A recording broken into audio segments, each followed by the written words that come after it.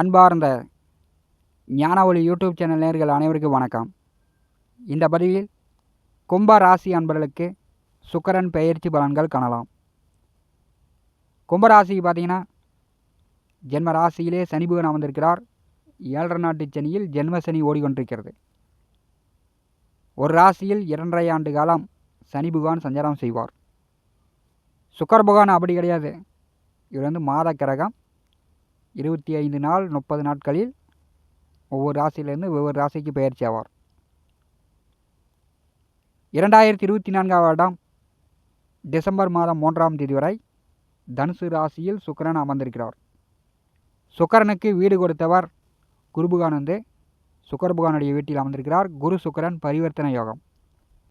கும்பராசிக்கு 11வது வீட்டிலே சுக்கிர பகவான் அமர்ந்திருக்கும் போது புதிய நண்பர்களால் உதவி ஆதாயம் உண்டு. நல்ல வருமானம் பண சம்பாத்தியம் உண்டு. புதிய தொழில், புதிய வியாபாரம், புதிய வருமானத்திற்குண்டான வாய்ப்புகள் உண்டு. மூத்த அண்ணன் அக்கா உடன் பிறந்தவர்கள் அவர்கள் உதவி ஆதாயம் உண்டு. புதிய தொழில் தொடங்கலாம். அதன் மூலம் நல்ல வருமானம் பெறலாம். மூத்த உடன்பிறப்புகள் குடும்பத்தில் சுப காரியங்கள் நடக்கும். மாம மச்சான்கள் வழியில் சுப விசேஷங்களுக்கு சென்று வரலாம். 11ஆம் வீட்டிலே சுக்கிரன் அமர்ந்திருக்கும் போது மூத்தவர்கள் மூலம் ஆதாயம் உண்டு. நண்பர்கள் மூலம் ஆதாயம் உண்டு. செய்கின்ற தொழில் மூலம் லாபம் உண்டு. ஜென்ம ராசியிலே சனி பகவான் அமர்ந்திருக்கும் போது எவ்வளவுதான் வந்தாலும் ஒன்றுமே இல்லை, மகிழ்ச்சி மட்டும்தான். அப்போது மகிழ்ச்சியை அனுபவித்துக்க வேண்டியதுதான். 2வது வீட்டிலே ராகு பகவான் அமர்ந்திருக்கும் போது கும்பராசி என்பர்கள் பேச்சில் கவனம். தொணன்னு விடாமல் பேசிக்கிட்டே இருக்கக்கூடாது.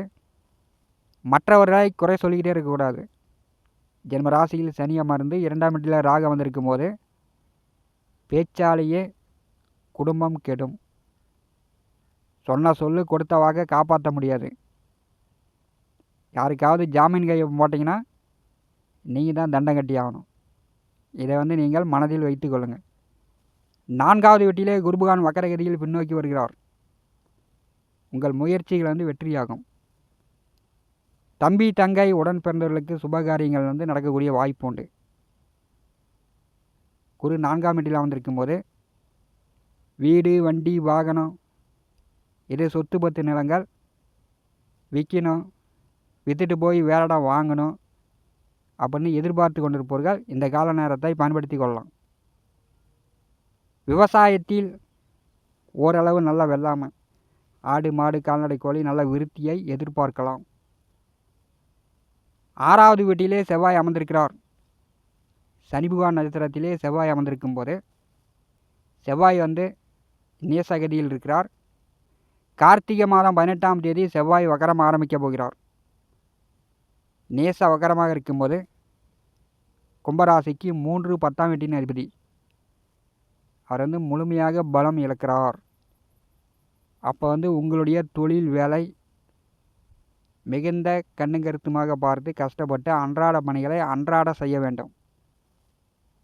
ஏனோ தானோ நாளைக்கு பார்த்துக்கலாம் அப்படின்னு ஏனோ தானோன்னு இருந்தீங்கன்னா வருமானம் வராது. கடன் வாங்கக்கூடிய சூழ்நிலை ஏற்பட்டு விடும். இதையும் மனதில் நிறுத்தி கொள்ளுங்கள். 8வது வீட்டிலே கேது அமர்ந்திருக்கும் போது வயிறு சார்ந்த பிரச்சனை, குடல் சார்ந்த பிரச்சனை. கேது 8ஆம் வீட்டில் அமர்ந்திருக்கும் போது அப்போது சிறு சிறு நோய் நொடி தொந்தரவு கும்பராசி என்பளுக்கு வந்து கொண்டு தான் இருக்கும். வழக்கு இல்லைங்க, கோர்ட்டு கேது, சட்ட சிக்கல் இல்லைனாலும் உங்களுக்கு வேறு வழியில் ஒரு தொல்லை தொந்தரவுகள் உண்டு. வாக்கிய கணிதா பஞ்சாங்கப்படி 2024 வருஷம் டிசம்பர் மாதம் 3ஆம் தேதி விடியற்காலை தனுசு ராசியிலிருந்து மகர ராசிக்கு சுக்கிரன் பெயர்ச்சி ஆகிறார். தமிழ் மாதப்படி கார்த்திகை மாதம் 18ஆம் தேதி முதல் மார்கழி மாதம் 15ஆம் தேதி வரை ஒரு 27 நாட்களுக்கு மகர ராசியில் சுக்கிர பகவான் சஞ்சாரம் செய்வார். கும்பராசிக்கு 4 9ஆம் வீட்டின் அதிபதி சுக பாக்கிய அதிபதி. தாய் தந்தை இருவரும் சுக்கிர பகவானுடைய காரகத்துவத்தில் வருகிறார்கள். வீடு, மனை, நிலம், புது வண்டி, வாகனம், தந்தையாருடைய பாக்கியங்கள் அனைத்தும் 12வது வீட்டிலே வருகிறது. குரு புகானுடைய 9ஆம் பார்வை, செவ்வாய் புகானுடைய 7ஆம் பார்வை. குரு செவ்வாய் பார்வையில் சுக்கிரன் அமரும்போது குடும்பத்தில் திருமண வயதில் உள்ளவர்கள், வரன் பார்த்து கொண்டிருப்பவர்கள், வரன் செட் ஆகலையே அப்படின்னு காலம் கடந்து கொண்டிருப்பவர்கள் அடுத்த 27 நாட்கள் கொஞ்சம் முயற்சி செஞ்சிங்கன்னா உடனே வரன் செட் ஆகும், திருமணம் நடக்கும். குடும்பத்தில் சுபகாரிய பேச்சுவார்த்தைகள் நடக்கக்கூடிய வாய்ப்புகள் இந்த 27 நாட்கள் உண்டு. செவ்வாய் பார்வையில் சுக்கிரன் அமரும்போது இளைஞர்களுக்கு காதல் மலரும். ஏற்கனவே காதலித்து கொண்டிருப்பவர்களுக்கு கல்யாணம் வரைக்கும் செல்லும், கல்யாணமும் நடக்கும். 12வது வீட்டிலே சுக்கிரன் அமரும்போது எதிர்பாலினவர்களிடம், ஆணாக இருந்தால் பெண்கள் மூலமோ, பெண்ணாக இருந்தால் ஆண்கள் மூலமோ அசிங்க அவமானம் அவப்பெயர் வரத்துக்கு வாய்ப்பு உண்டு. பெண்களால் செலவுகள் செய்து பணம் விரயம் ஏற்படக்கூடிய அமைப்பு கும்ப ராசி அன்பர்களுக்கு உண்டு. இது பார்த்திங்கன்னா தாய் தந்தையருக்கு கெட்ட பெயரை ஏற்படுத்தும். உங்களால் தாய் தந்தையருக்கு அசிங்க அவமானம் அவங்க படுற மாதிரி நிலை இந்த சுக்கிரன் செவ்வாய் குரு பார்வையில் அமரும்போது ஏற்படுத்துகிறது. கும்பராசி என்பர்கள் எதிர்பாலினவர்களிடம் கொஞ்சம் கவனமாக மரியாதையாக நடந்து கொள்வது நல்லது. 12வது வீட்டிலே சுக்கிரன் அமரும்போது சுப விசேஷ வீடுகளுக்கு சென்று வருவீங்க. கல்யாணத்துக்கு, புது வீடு பால் காய்ச்சறதுக்கு, கோயில் கும்பாபிஷேகம், இப்படி சுப விசேஷங்களுக்கு சென்று வருவீர்கள். அதன் மூலமாகவும் பணம் விரைய செலவுகள் ஆகும். கும்ப ராசி என்பளுக்கு கோச்சாரத்திலே 12வது வீட்டிலே சுக்கிர பகவான் வரும்போது இரவு உறக்கம் நன்றாக இருக்கும். கணவன் மனைவிக்குள் நல்ல அந்நியோன்யம் பிரியம் உண்டு. உங்கள் பயணங்கள் அடுத்த 27 நாட்கள் நினைச்ச மாதிரி எதிர்பார்த்த மாதிரி சந்தோஷத்தை மகிழ்ச்சியை கொடுக்க போகிறது. சுக்கிரன் 12ஆம் வீட்டில் அமர்ந்திருக்கும் போது கும்பராசி என்பர்கள் நல்லது 75% நடக்கும். உங்களுடைய அஜாக்கிரதையின் மூலம் அசால்ட்டாக இருந்தீங்கன்னா அந்த 25% கெட்டது 90% மாறி அசிங்க அவமானத்தை ஏற்படுத்திவிடும். கும்ப ராசி என்பர்கள் பொறுப்பு உணர்ந்து செயல்படுங்க. கும்பராசிக்கு 10வது வீட்டிலே சூரியன் புதன் அமர்ந்திருக்கும் போது அரசு காரியங்கள் மூலம் ஆதாயம் உண்டு. அரசு வேலைக்கு தேர்வு எழுதக்கூடியவர்கள் தேர்வு எழுதலாம். அரசு வேலை கிடைப்பதற்கான வாய்ப்புகள்லாம் உண்டு. 10வது வீட்டிலே சூரியன் புதன் கூட்டணி சேர்ந்திருக்கும் போது படிப்பு சார்ந்து, தொழில் சார்ந்து உங்களுடைய முயற்சிகள் கண்டிப்பாக வெற்றியாகும்.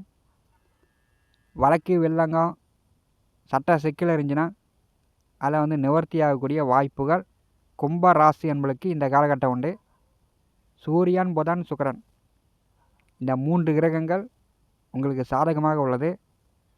செவ்வாய் 6ஆம் வீட்டில் அமர்ந்திருந்தாலும் அவர் நேசகதியிலும் கார்த்திகை மாதம் 18ஆம் தேதி வக்கரமாக அடையும்போது செவ்வாய் முழுமையாக பலம் இழக்கிறார். அப்போ உங்கள் முயற்சிகள் ஒரு தடவைக்கு பல தடவை முயற்சிகள் கடினமாக இருக்க வேண்டும். தொழில் சார்ந்து, வேலை சார்ந்து இருக்க வேண்டும். அன்றாட பணிகள் அன்றாடம் செய்கிற மாதிரி நீங்கள் உங்களை தயார்படுத்தி கொள்ள வேண்டும். கார்த்திகை மாதம் 18ஆம் தேதி முதல் செவ்வாய் வக்கரகதியில் பின்னோக்கி வரும்போது அவர் மீண்டும் பூர்வ புண்ணியஸ்தானத்திற்கு வருகிறார். தோளுக்கு மேலே வளர்ந்த பிள்ளையிடம் உங்கள் பிள்ளைங்களை சண்டை பிடிக்கிறது, அடிக்கிறது, முறையிறது இதெல்லாம் கும்பராசி என்பர்கள் தவிர்க்க வேண்டும். தந்தை மகனுக்குள் கருத்து வேறுபாடெல்லாம் ஏற்படுத்திவிடும். இல்லைன்னா பூர்வீக சொத்துக்கள் வழியில் பிரச்சனை வெள்ளங்கங்களை ஏற்படுத்துவதற்கான வாய்ப்புகள்லாம் உண்டு. செவ்வாய் பார்வையில் சனி பகவான் அமர்ந்திருக்கிறார். எல்லா விஷயங்களிலும் கும்பராசி என்பர்கள் நிதானமாக பொறுமையாக முடிவெடுப்பது உங்களுக்கு நல்லது. இந்த காணொலியை பற்றி உங்களுடைய மேலான கருத்துக்களை நம்முடைய கமெண்ட் பாக்ஸில் பதிவு செய்யுங்கள். நம்முடைய ஞான ஒளி யூடியூப் சேனலை பார்த்து கொண்டிருக்கக்கூடிய அன்பர்கள், இதுவரை சப்ஸ்கிரைப் செய்த அன்பர்கள் மறக்காமல் நம்முடைய சேனலை சப்ஸ்கிரைப் செய்து கூடவே இருக்கின்ற ஆல் பட்டன் அழுத்திங்க. தினந்தோறும் நம்முடைய சேனலில் ஜோதிட பலன்கள் பதிவிடப்படும். உடனுக்குடன் பார்த்து பயன்பெறுங்கள். நன்றி, வணக்கம்.